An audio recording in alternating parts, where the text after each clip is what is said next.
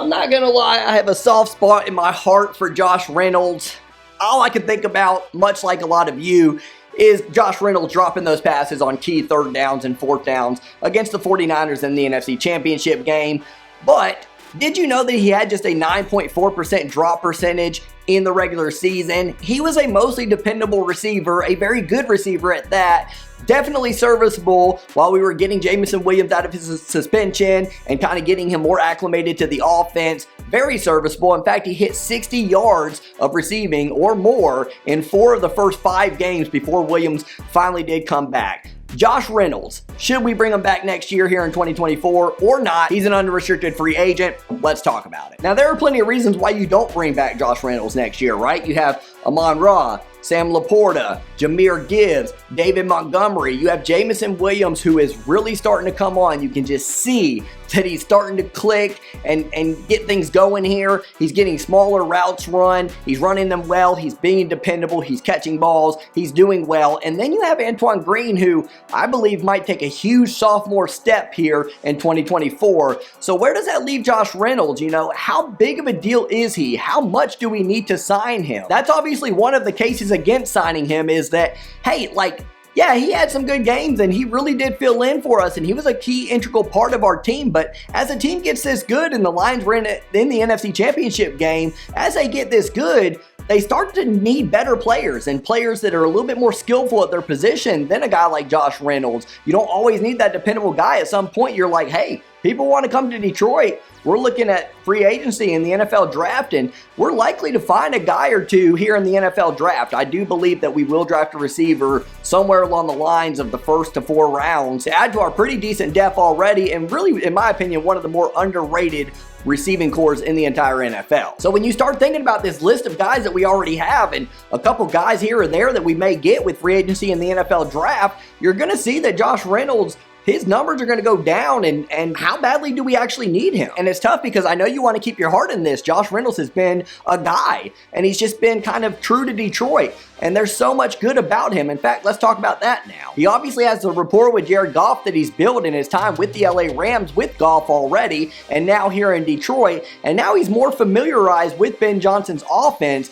Rightfully so, he's finding open spots in the defenses and being able to come up with key catches over and over again. In fact, he had 32 of his 40 catches last year go for first downs, and he averaged 15.2 yards per catch. That's phenomenal. The guy just has a knack for moving the chains, and that's very hard to replace. He also, like I said, is usually very dependable. Forget about those drops. It's hard to, but forget about those drops against the 49ers. I think that's actually reason to possibly bring him back, because now he has fuel to his fire, right? Now he has a chip on his shoulder. He wants to prove something to Detroit and the fans and himself and his teammates. He wants to prove that he's better than those drops. So I could really see him coming on into the postseason next year being key and crucial for us with catches that maybe he normally wouldn't make in traffic and things of the sort, because he's preparing for that and he's ready for that. A lot of times when you get let down like that, or when you let someone down like that, or yourself down,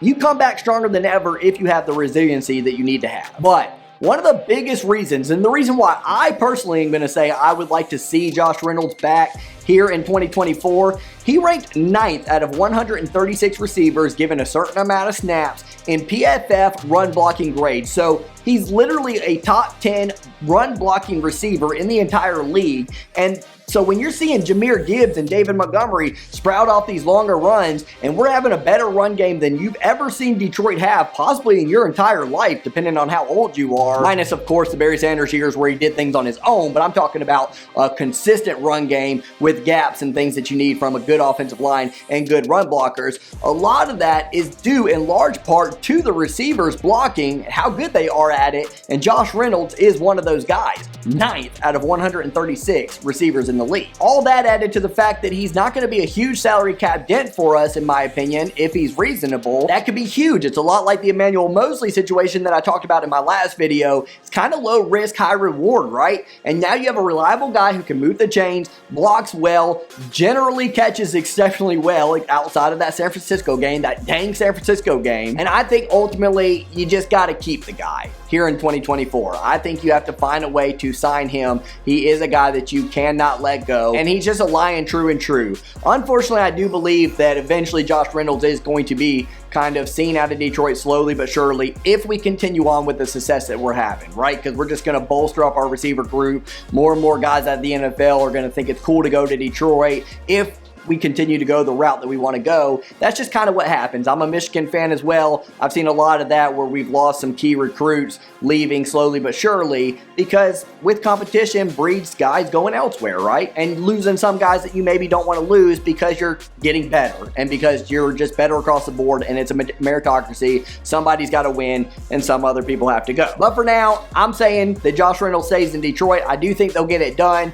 On a scale of 1 to 10, I'm rating these on a scale of 1 to 10 on how bad I think we need to get them done. I gave the Emmanuel Mosley piece an 8.5 out of 10. I think it's huge. Cornerback was a tough position for us there in 2023, and we have to keep Mosley there. Reynolds is a guy that we can remotely go without, but I'd like not to go without him. I'm going to put him at a 6.2 out of 10. Lions fans, let me know on a scale of 1 to 10, how badly do you want to keep Reynolds? How badly do we need to keep Reynolds? And if you are a Lions fan, make sure you do follow the channel. We're going to be covering the Lions, giving live streams, reactions, all that good stuff here on the Honolulu Blue Boys channel.